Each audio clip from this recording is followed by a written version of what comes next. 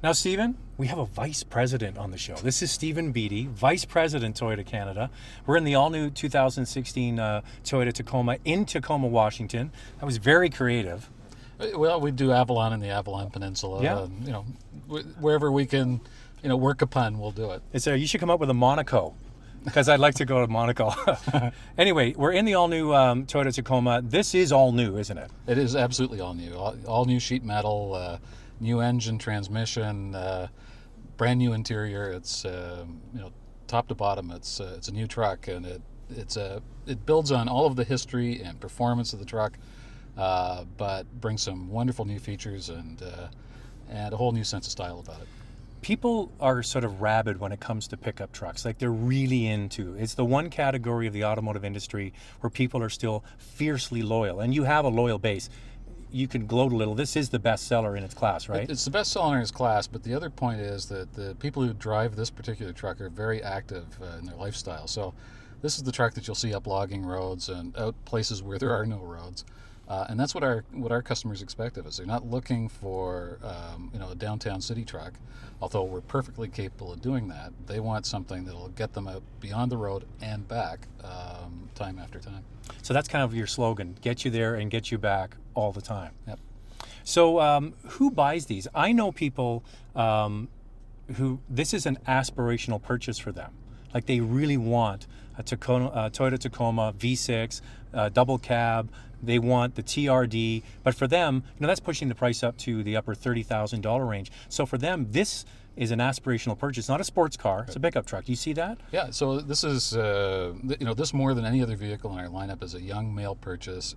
It's people with good household income, but what they want it to do is to enable the other parts of their lifestyle. In other words, whether they're taking mountain bikes up a trail, or loading a snow machine in the back, or doing any number of different things, it's about that sort of active, engaged lifestyle. And when you think about it, it's hard to imagine that Toyota is more of a truck company than it is a car company. We sold more trucks overall last year than cars. Mm-hmm. You put RAV4 in the truck category. We put RAV4. Well, even there, we've been using RAV as a service vehicle out here today. So yeah. It's well, the guy who just set up this course here in Tacoma, Washington, he's beating that RAV4 around the corner. I think he's got some rally skills, that guy. Yeah. Well, that's the point. All of our trucks are far more capable than you need on a day-to-day basis, but it's for those occasions when you want to get out beyond the end of the road.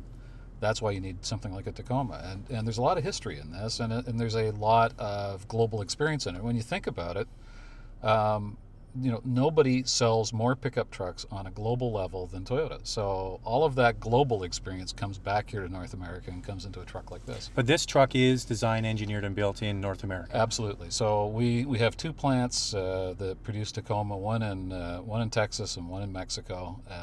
Our trucks, for the most part, come from the Texas plant. But the engineering's done at TTC Ann Arbor in Michigan. The design work's done at Kelty in California. And of course, manufacturing in North America as well. And so, today with some of the computerized systems that are in this vehicle. Well, we had the demonstration earlier today, where we buried the truck up to its axles and then let the computers on board the truck actually, dig you out. So those are some class exclusives. You have the terrain feature here. You can go with sand or rocks or mud or snow. And then you have the crawl feature, which is basically 1 to 5 kilometer an hour low-speed cruise control. That's to get over things. And that's what they use. They use the crawl feature to let it dig itself out. Absolutely. And so that's, again, that goes back to the basic premise. If you get out, on adventure of any sort, what you want to do is make sure that, as tough as it was to get out there, you're always coming back. You don't want the truck being stuck. You don't want things breaking. And that's the number one purchase reason for a Toyota truck, is that it's quality, durability, and reliability, right? That's right. So it's a logical choice too. It's absolutely rational, but it's that rational underpinning of the we build desert racers. We take our trucks into some of the most rugged and challenging terrain in the world. the reality of it is, whether you're using a truck for work or whether you're using it for adventure, the one thing you don't want is to be left standing beside the road. That's dangerous. And often the people who are using them that way are a long, long way away from the next set of tools or spare parts. Now, okay, a couple of things.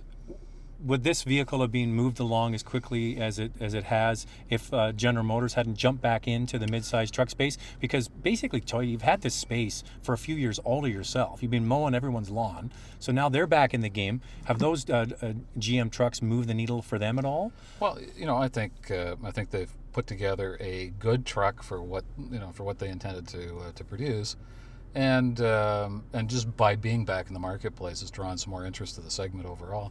But we continue the number one compact truck in Canada. We expect that the sales are going to grow with the launch of this new truck.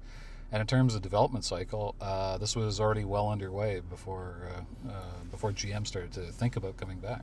So you have about a 2-to-1 lead, I think, over the competition, right? For every 2 Tacomas, they sell one. Is that roughly about it? That's typically where we are. The issue, of course, right now is we're in rundown of the truck, the old ones, right? Yeah. But over the years. Yeah. So you are very successful in this mid-size pickup truck space. You've got the 4-cylinder, you've got the 2-wheel drive, you've got the 4-wheel drive, you've got the double cab, you've got the new V6 engine. So you've got many different scales. How come with the full size you can't move? I mean, there are long-established players, obviously, in the full-size space, but you're so successful with Tacoma. Tundra doesn't seem to be able to capture the same kind of spark. Well, the reality of it, though, is when we brought the new Tundra out last year, sales went through the roof, and it was kind of funny that we brought out the 1794 edition, this very highly optioned truck, and the major complaint that we've had has been, can you put more stuff on? Yeah. Well, the domestics say the same thing. There seems to be no limit to the high end you can make for a pickup truck. Right. So in that sort of space, I think Toyota does extremely well. People view our trucks as a reward to themselves. Mm-hmm. What we don't have is the capacity to build at the level of the D3, and that's both a blessing and a curse in a sense. That yes, are there going to be some customers we're not going to be able to serve because we just don't put the breadth of full size trucks in the Canadian market that that some others do. The flip side of it is, the truck market's also very cyclical. So, when the economy's going gangbusters, trucks are going well. The moment that things start to tighten up, you don't want to be stuck with capacity. You don't want to be stuck with overcapacity, and that's a kind of killer proposition for the industry. All right, my viewers are going to be really upset if I don't ask the D question. Mm-hmm. Do you know what that is? It's not Detroit. How delighted am I to be with you? Not delighted. Okay. Diesel. Right. Because those GM trucks are going to be available. They're available with a diesel. We have so much demand for diesel in full-size trucks with heavy-duty trucks, and now Ram's got the 1500 truck with a diesel engine, and they're getting all kinds of conquest sales with that truck. Why no diesel in this? And I always hear from Toyota, well, you sell diesels all over the world. Why don't you sell any in North America? Well, and this is the perfect kind of vehicle to have it. So to be clear, I sell some diesels in Canada, but I sell them for mining use. Well, I'll sell them to everybody else. Yeah, well, the reality of it, though, is that on-road diesel regulations in North America add a lot of cost to the vehicle, and you have to ask yourself: is that money that the customer is going to get back at the end of the day in terms of longevity of the vehicle, in terms of overall use, fuel economy, and so forth? The problem is that as the regulations are getting tighter and tighter, we're having to add more and more scrubbing stuff, right? Yeah, basically cleansing technology to the diesel engines, and what it does is it takes performance away from the engine. It adds a lot of cost. It adds weight. It's, in our view, just not the right way to go. And it's not that we don't like diesels. We build them, we deploy them in various places around the world. But when we have an opportunity to take something like our 6-cylinder engine and put the D4D system in, Atkinson cycle engine that switches back and forth from auto to Atkinson cycle, gets us all of that fuel economy, keeps the reliability, keeps the costs down. We think it's a better option for our customer. It's going to be interesting to see, because you now have a direct competitor in the mid-size space that does offer diesel, to see if they get people going to them just because of that feature? It'll be interesting to see. Well, I think there are always some people who will buy a Gotta have it, right? buy a specific feature. The question is, how does the marketplace as a whole vote? And frankly, we think this is the better way to go. Stephen Beatty, we got a vice president on the show from Toyota Canada. Thanks for your time. Thanks for being here.